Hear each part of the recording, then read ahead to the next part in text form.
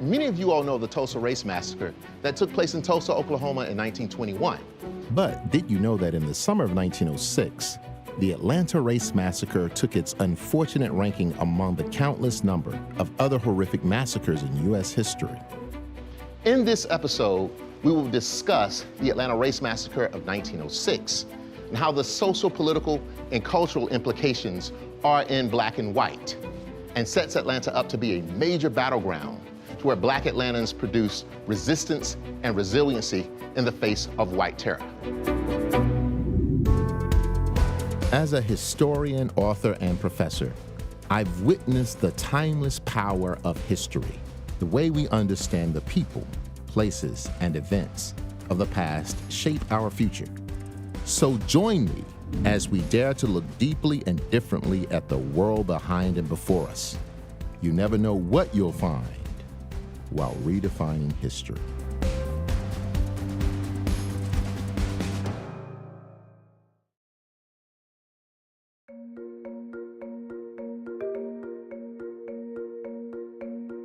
Many Atlantans don't know about the Atlanta Race Massacre, formerly known as the Atlanta Race Riot. Yet they unknowingly engage in the sacred spaces where it all unfolded.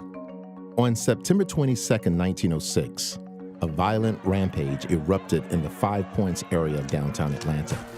On that day, a riotous mob of white men gathered to destroy black-owned businesses and brutally attack any person of color in sight. The violence occurred over a string of 4 days as the mob dispersed throughout downtown and surrounding areas. If you're like me, you may be wondering, why did all of this violence happen? What was the social climate of Atlanta in 1906? And what were some of the political influences of that time? To find out more, I decided to take a trip to the National Center for Civil and Human Rights. I'm meeting up with Dr. Clarissa Myrick-Harris to review a few archival materials from that time period. I am on a quest and a journey to find as much as I possibly can from the ground up on the Atlanta Race Massacre. Can you tell me some things about what we have here? You ladies have assembled real primary sources that discuss the Atlanta Race Massacre, but can you tell me what's going on? In 1906, September 22nd, 1906 to be exact, the city exploded when a mob of thousands of white, primarily men, but I believe there were some women in there too, began to attack black citizens and black businesses and black residential areas. It started in the Central Business District, and that's where the black and white businesses were located and in competition. And so it started there. It was September 22nd, that Saturday, the 23rd, the Sunday, the 24th, that Monday, and September 25th, that fourth day. And that was the day that it was centered primarily in Brownsville. Okay, where there was really an armed confrontation. They duked it out, they battled it out. The black south side. The documentation says that there were 25 African Americans killed and maybe 2 whites.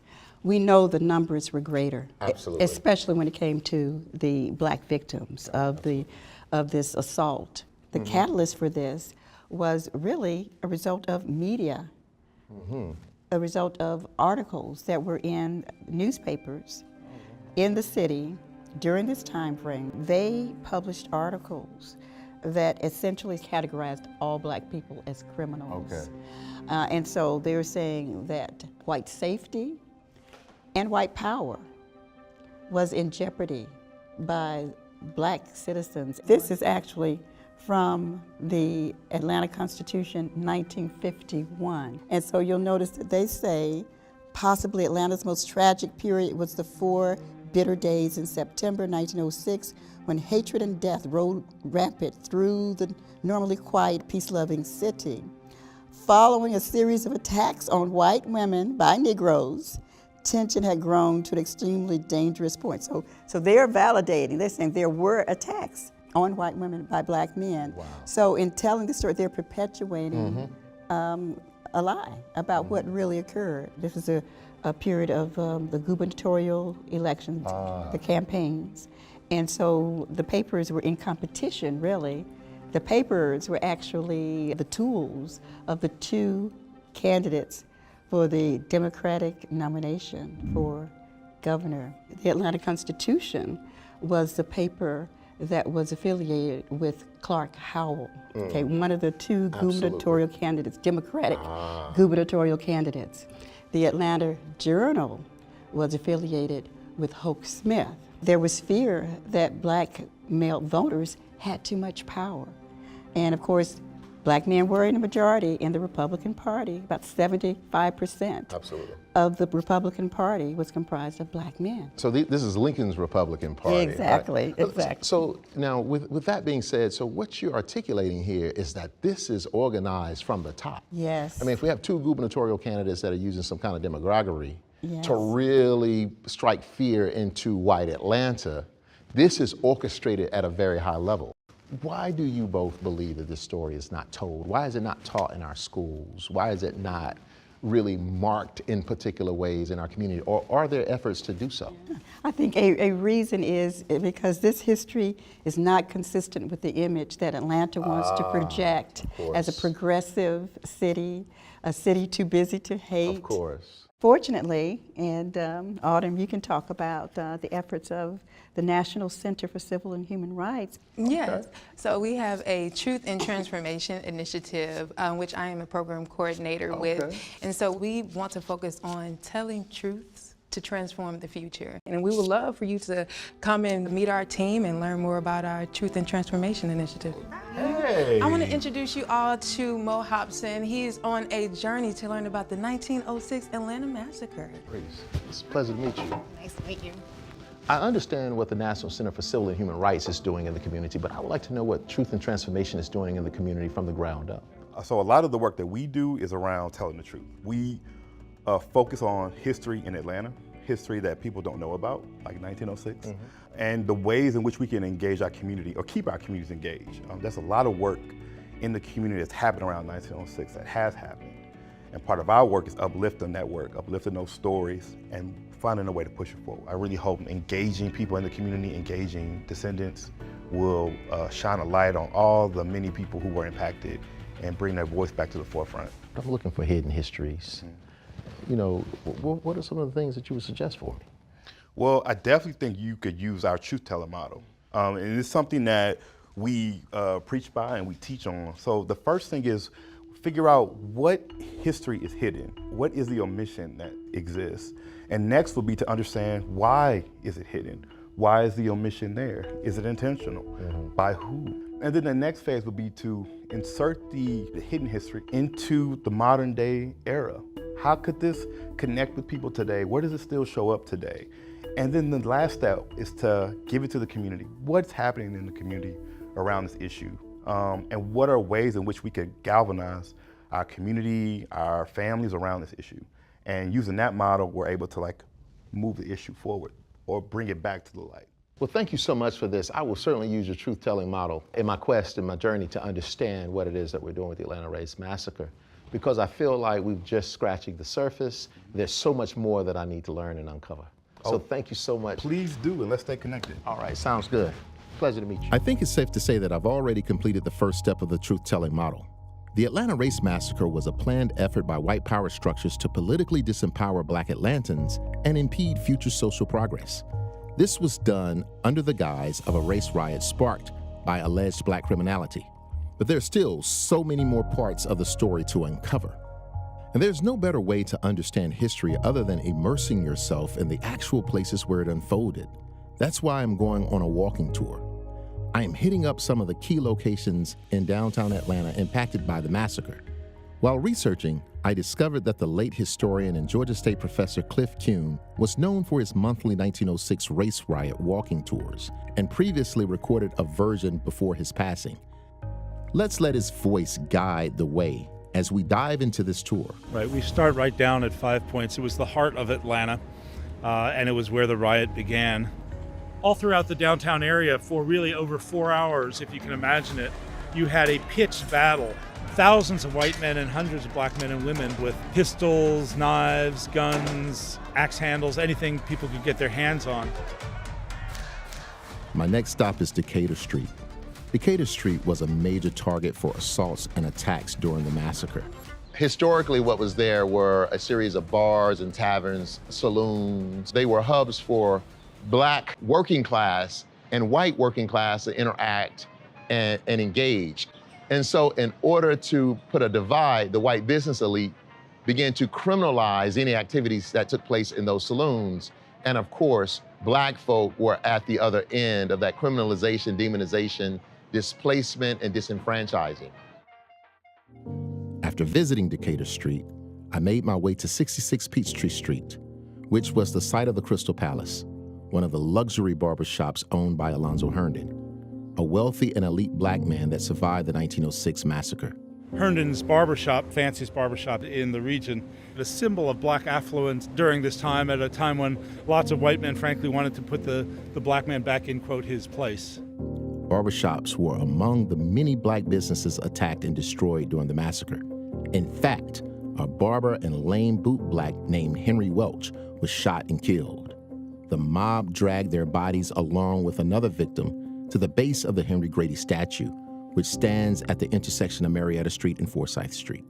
And so the fact that bodies were taken to the Grady statue means that they saw Henry Grady as a proponent of the white supremacy that was being demonstrated during the Atlanta Race Massacre. I can't imagine witnessing such horror at the young age of 13, but this was the case with a young Walter White. He and his father witnessed many Blacks get attacked and lynched by the white mob. On the corner of Marietta and Forsyth, the mob tried to enter the post office during the riot. One of the letter carriers was a man named White, whose son, Walter White, experienced something of an epiphany that night.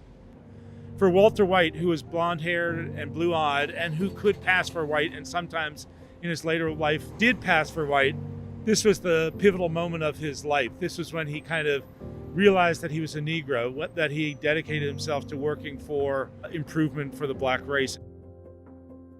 I ended my walking tour on Peachtree Street.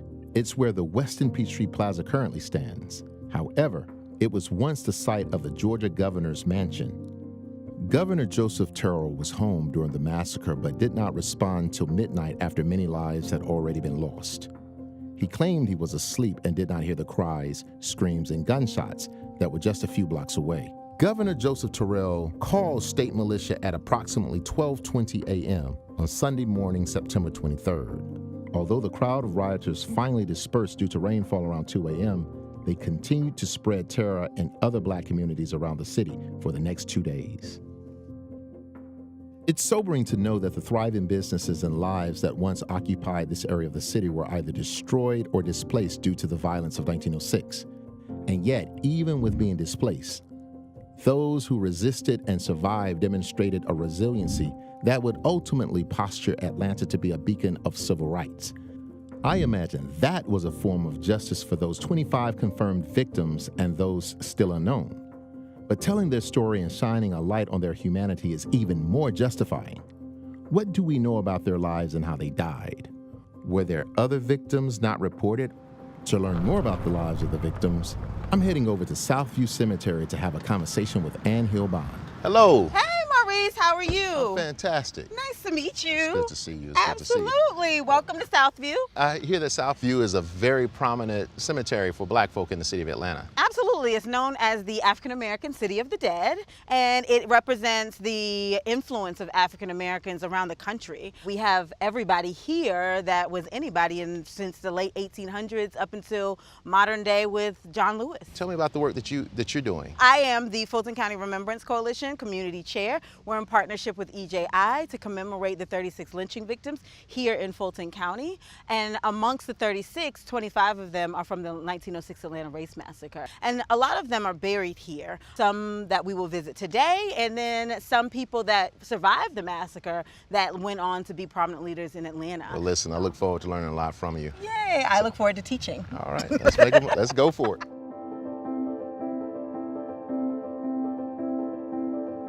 Where are you taking me now? I'm taking you to one of the victims of the 1906 Atlanta Race Massacre. His name was Frank Smith. Well, what do we know about Frank Smith?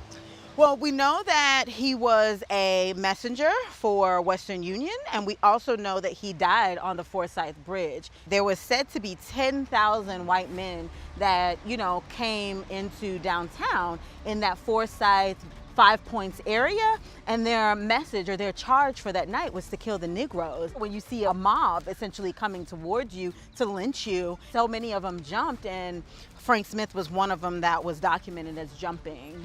At the end of the day, it was a lynching. It was a lynching. We have another person from 1906, but he wasn't a victim, Luther Price, who is just up the hill here. Okay. If you want to go see him. Sure, let's do it. Okay. All right.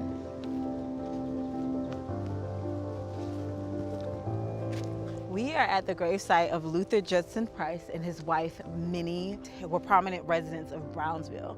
He was actually the first African-American postmaster in the city of Atlanta. Even though Brownsville was a predominantly African-American suburb or subtown or sub-community, he served both African-American and white people because he was in charge of the mail. The urban legend has it that he was the one that armed Brownsville with the weapons to defend themselves on the third, fourth night of the massacre. But we get to that part of history where we're like, well, how did he get so many firearms at a time when African Americans were not supposed to have any firearms? But he was also very fair-skinned. He was also of the creme de la creme of the African Americans in Atlanta at the time.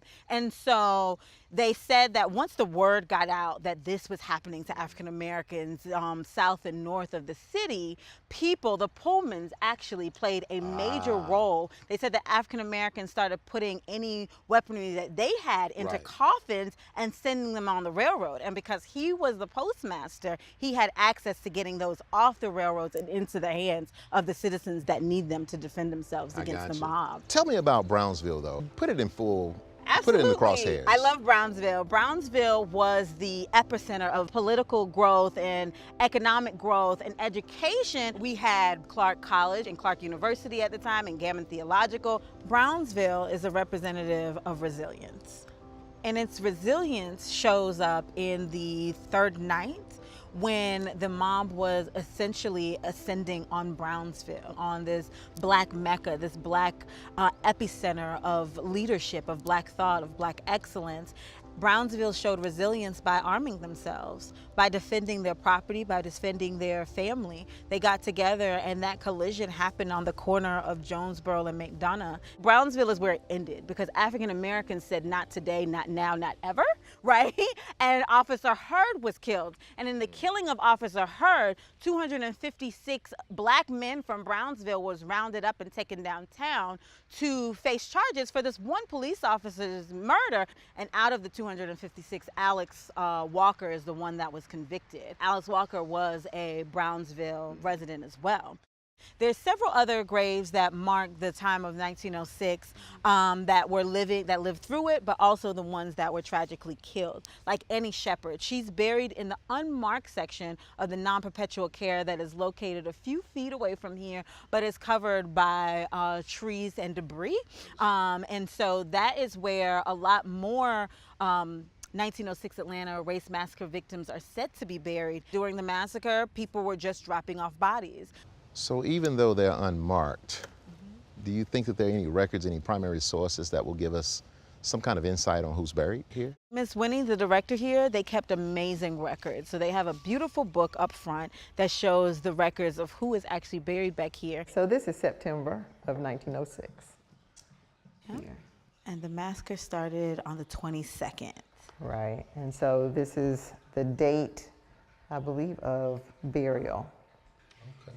And there's Annie Shepherd. She's one of the victims of 1906. And is this the age right here? The age as it was reported by the family at that time. You see 55, you see 18, 17.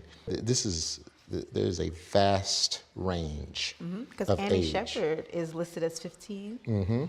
So what we understand as the 11 unknown are possibly here. This amplifies their own personhood.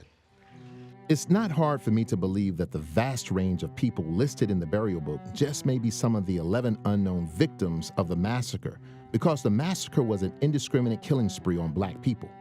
The 14 known victims also reflect an array of all walks of life.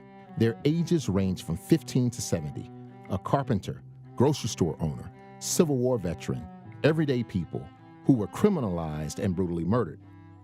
The aftermath of the massacre makes me think of the third step of the truth and transformation truth-telling model. How is the omitted truth that we discovered relevant in present day? Well, the economic and social landscape of the Atlanta we know and love today was shaped by the 1906 massacre. A great deal of black wealth was diminished in Atlanta due to the massacre. Some historians, including myself, argue that the destruction of black businesses and the mass exodus of middle-class black families after the massacre may have a direct connection to federal policies that led to Atlanta's present-day economic disparities. The following year, in 1907, the newly elected Governor Hoke Smith swiftly fulfilled his campaign promise to disempower the black vote. He did so by signing a constitutional amendment that would impose a literacy test as a requirement for voting. That amendment disenfranchised the black vote for the next 50 years. Due to newly implemented segregation laws, black Atlantans were forced out of the central business district in downtown Atlanta. However, the newly migrated black businesses and middle-class families regrouped into the Sweet Auburn neighborhood. Sweet Auburn continued to grow in success, becoming a beacon of wealth, leadership, and civil rights in Atlanta. Additionally, the massacre sparked the life and legacy of Walter White, who, after witnessing the massacre, went on to dedicate his life to investigating lynching as the chief secretary of the NAACP.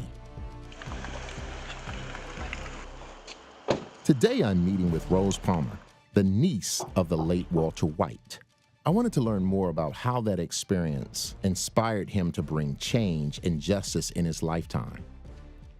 Do you think that the race massacre pushed your Uncle Walter into full-scale civil rights?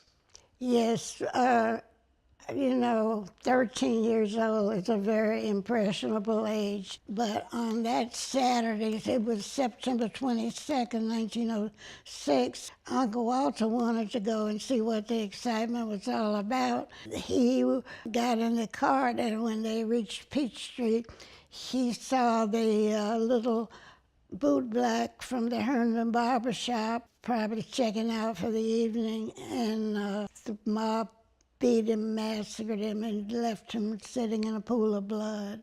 I think Uncle Walter saw 5 or 6 other killings at that evening, and apparently his father was trying to get away from Peach Street and back down the back way, and they found a cook trying to outrun the mob, and they scooped her up in their truck and then turned off of Peach Street.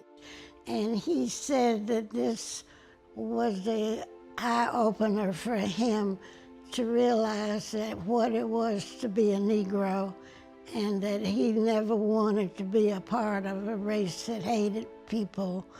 If he had a choice, which, being fair, he did, he could have gone off into the white race. He chose to stay and fight for the rights of people. You have any pictures that we can see of your family? Oh yes, I have pictures here in the book. Can you show us?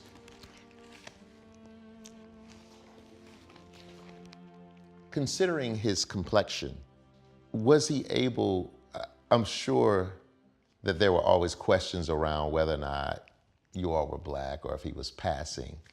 How was he able to use his platform as a fair-skinned black man to investigate lynchings, to do the NAACP work? Well, he is described as having led a double life with NAACP because he was able to infiltrate the communities where there were lynchings and find out who did the crime and go back and publish it in the Crisis magazine and bring it to the attention of congressmen and presidents. He investigated, I think, about 41 lynchings during his lifetime and about 12 race riots. Mm-hmm. When he became head of the NAACP, he was so popular and so well known at that time that it was more difficult to go undercover. Yeah. Wow. Mr. White on Washington picket line, 1938. There's when he was on the cover of Time magazine because he was becoming well known for his work in the investigation of lynchings.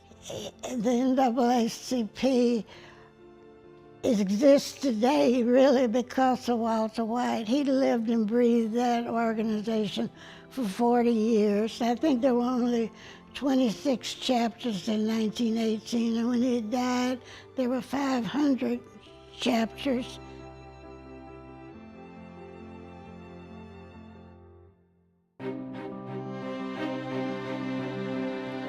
The damage was brutal and long-lasting, but also an opportunity to rebound in ways that would impact not only Atlanta, but the nation. In this dark chapter of Atlanta's story, we witness the contrast and examples of one's personal power to either bring racial division or healing. It is now our turn to continue in the work, to have hard conversations about our past. They always say history repeats itself, but let's not let it repeat. Let's try to change it. That is how we can bring truth and transformation to our city. Seek out the unknown and reflect on the forgotten. The responsibility is on the people that are aware to enlighten the unaware. We are all called to explore the stories of our past. We are all called to redefine the history that defines us.